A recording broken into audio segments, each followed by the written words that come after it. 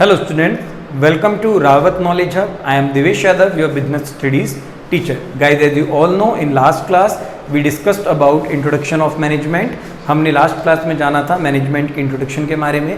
हमने वहाँ जाना था कि मैनेजमेंट क्या होता है. As we all know, management is a process in which we can perform different functions like planning, organizing, staffing, directing, controlling for achieving the organizational goal and objective.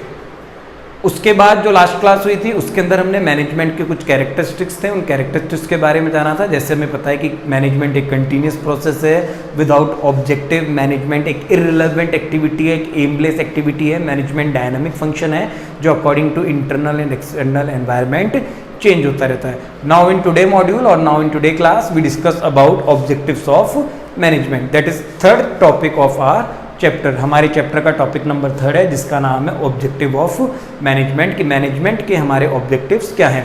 Objectives of management are classified into 4 categories. That is primary objective, secondary objective, personal objective and social objective. Management के जो characteristics हैं वो 4 category के अंदर divide हैं. First category है आपकी primary, secondary, personal and social objectives. Total 4 categories के अंदर. बात करते हैं प्राइमरी ऑब्जेक्टिव्स से. अगर बेटा प्राइमरी ऑब्जेक्टिव्स की बात की जाए तो प्राइमरी ऑब्जेक्टिव वो ऑब्जेक्टिव होते हैं जो हमारी कंपनी के प्रोडक्ट और उसके प्रॉफिट से रिलेटेड होते हैं. Primary objective are those objective which are related to our product and profit. कहने का मतलब है जब भी आप प्राइमरी ऑब्जेक्टिव्स की बात करोगे तो आपको बात करनी है किसकी, आपके कंपनी के, आपके ऑर्गेनाइजेशन जो प्रोडक्ट बना रही है उस प्रोडक्ट की बात करनी है और आपकी कंपनी का जो प्रॉफिट है उसकी बात करनी है. देखो प्राइमरी का मतलब होता है मेन. ठीक है, मेन ऑब्जेक्टिव क्या है कंपनी का कि कंपनी का प्रोडक्ट अच्छा हो, रीजनेबल हो, रिलायबल हो, जिसको कस्टमर आराम से परचेज कर पाए. और कंपनी का मेन ऑब्जेक्टिव भी क्या है कि वो कंपनी अपने प्रोडक्ट को सेल करके मैक्सिमम प्रॉफिट को क्या कर पाए, अर्न कर पाए. तो बेटा हमारा जो प्राइमरी ऑब्जेक्टिव है वो किससे रिलेटेड है, हमारे कंपनी के प्रोडक्ट और हमारी कंपनी के प्रॉफिट से रिलेटेड है. क्लियर है बेटा.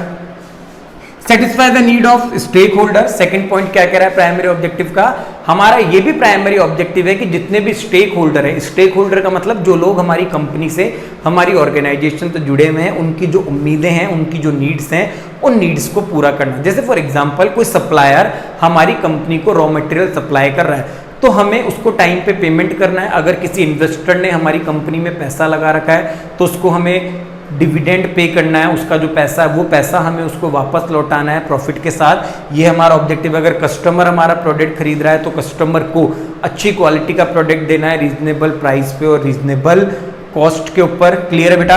तो पहला हमारा प्राइमरी ऑब्जेक्टिव वो है जो किससे रिलेटेड है, हमारे प्रोडक्ट और प्रॉफिट से.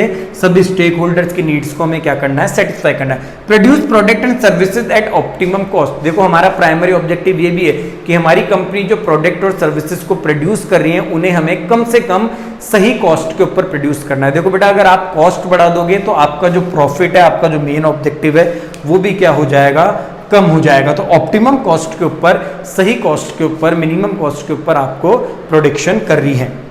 Product should be reliable. आपका प्रोडक्ट विश्वसनीय होना चाहिए जिसपे कस्टमर ट्रस्ट कर सके. रीजनेबल, किफायती कॉस्ट पे, मतलब अच्छी एक कीमत पे कस्टमर को मिलना चाहिए.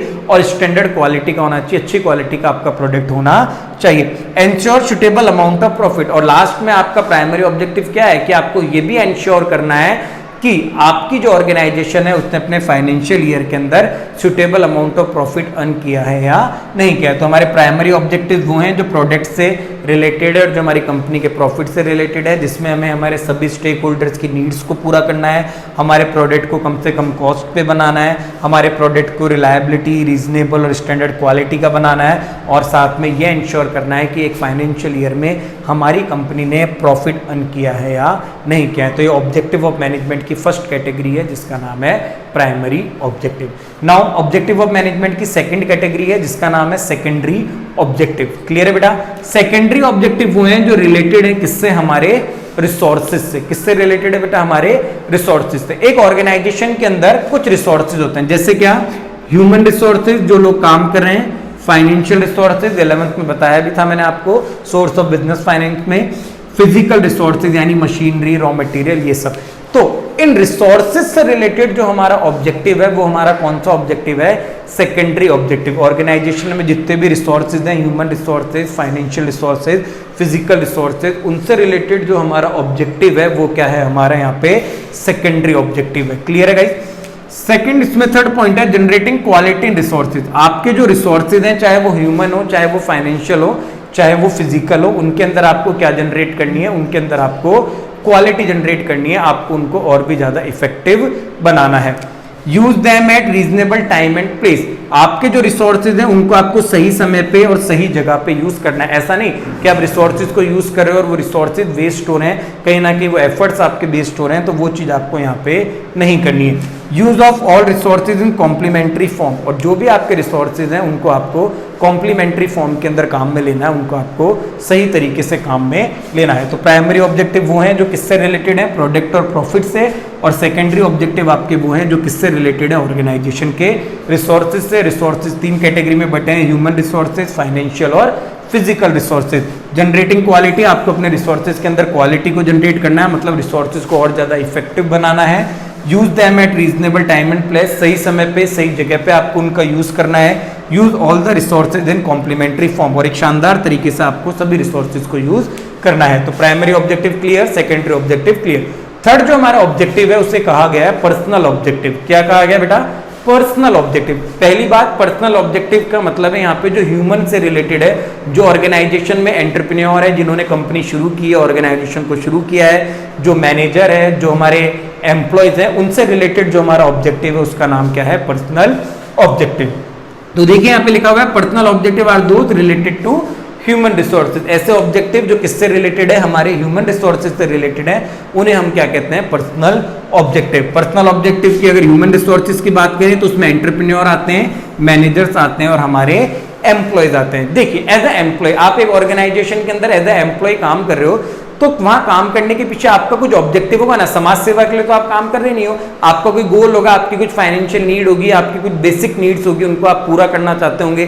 कुछ लोग हैं जो अपने पर्सनल डेवलपमेंट के लिए, ग्रोथ के लिए, एक्सपीरियंस के लिए भी काम करते हैं। तो देखिए हमारी कुछ बेसिक नीड्स हैं, हमारे कुछ पर्सनल ऑब्जेक्टिव के अंदर कुछ ऑब्जेक्टिव्स होते हैं, उनके बारे में लिखा है बेसिक नीड्स, रोटी कपड़ा मकान, उनकी बात हो रही है। फाइनेंशियल नीड जो हमारी सैलरी है, बोनस है, वेजेस है, उनकी बात हो रही है। और हायर लेवल नीड की बात करें तो कहीं ना कहीं पर्सनल ग्रोथ की, एक्सपीरियंस की और इनकी बात हो रही है। क्लियर है। तो पर्सनल ऑब्जेक्टिव वो हैं जो किससे जुड़े हुए हैं, ह्यूमन की नीड से जुड़े हुए हैं। ह्यूमन रिसोर्सेज का मतलब एंटरप्रेन्योर को प्रॉफिट अर्न करना है, मैनेजर को गोल अचीव करना है, फाइनेंशियल नीड पूरी करनी है, एम्प्लॉय को अपनी बेसिक नीड, फाइनेंशियल नीड और हायर लेवल नीड्स को पूरा करना है। तो थर्ड कैटेगरी जो हमारी थी वो क्या थी, हमारी personal objective. Primary objective related है प्रोडक्ट एंड प्रॉफिट से, सेकेंडरी ऑब्जेक्टिव है रिसोर्सेज से और पर्सनल ऑब्जेक्टिव है ह्यूमन रिसोर्सेज से। क्लियर है बेटा। फोर्थ जो हमारा ऑब्जेक्टिव है वो है हमारा social objective. Social objective related to society. Social objective हमारा किससे रिलेटेड है, हमारी सोसाइटी से रिलेटेड है। अब एक चीज बताइए, आपका जो बिजनेस है वो रिसोर्सेज किससे लेता है, सोसाइटी से लेता है। तो कहीं ना कहीं आपकी कुछ जिम्मेदारियां किसके लिए बनती है, सोसाइटी के लिए बनती है। आज हम जो कच्चा माल ले रहे हैं वो भी सोसाइटी से ले रहे हैं, जो ह्यूमन रिसोर्सेज हमें मिल रहे हैं वो भी किससे मिल रहे हैं, सोसाइटी से मिल रहे हैं। तो कहीं ना कहीं एक बिजनेस की, एक ऑर्गेनाइजेशन की कहीं ना कहीं कुछ रिस्पॉन्सिबिलिटीज हैं किसके लिए, सोसाइटी के लिए। कहीं ना कहीं सोसाइटी के लिए आपको, जैसे सोसाइटी में जो लोग हैं उनको एम्प्लॉयमेंट देना पड़ेगा, सोसाइटी के लिए वेलफेयर करना पड़ेगा, कोई एनजीओ वगैरह है तो वहाँ पे आपको डोनेट करना पड़ेगा, आपको सोसाइटी में लोगों के लिए हेल्थ अवेयरनेस प्रोग्राम को ऑर्गेनाइज करना पड़ेगा, आपको कुछ स्कूल्स ओपन करने पड़ेंगे, कुछ ऐसे स्कूल्स ओपन करने पड़ेंगे जहाँ पे गरीब बच्चे फ्री के अंदर पढ़ सकें, आपके कुछ स्टाफ के मेंबर थे वो वहाँ जाके पढ़ाएं। तो ये सब क्या है, हमारे सोशल ऑब्जेक्टिव है। तो बेटा पहला पॉइंट क्या है, social objective related to society. First point, employment opportunity to weaker section of society. आपको सोसाइटी के वीकर सेक्शन के लिए एम्प्लॉयमेंट जनरेट करना है। पार्टिसिपेट इन एनजीओ, जो एनजीओ वगैरह उनके अंदर पार्टिसिपेट करना है। Providing good quality product to society, society को अच्छी क्वालिटी का प्रोडक्ट देना है, क्योंकि बेटा सोसाइटी से रिसोर्सेज ले रहे हो, सोसाइटी के बारे में सोचना जरूरी है। Using eco friendly method of production, और प्रोडक्शन करने के लिए जो इको फ्रेंडली मेथड है जिनसे पॉल्यूशन कम होता है या फिर ना के बराबर होता है, ऐसे मेथड्स को भी आपको काम में लेना है।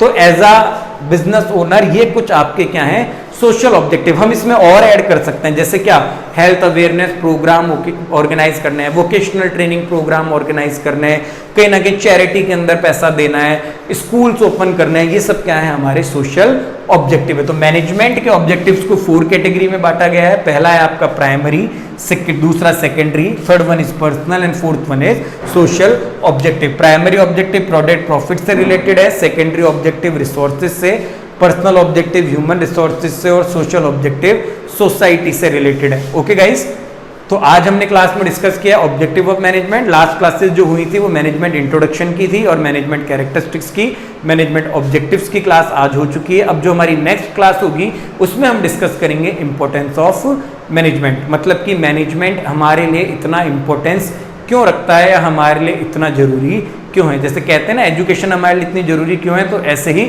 एक ऑर्गेनाइजेशन के लिए मैनेजमेंट इतना इंपॉर्टेंस क्यों है, इतने मायने क्यों रखता है। ओके स्टूडेंट्स, आज के लिए इतना ही। Thank you.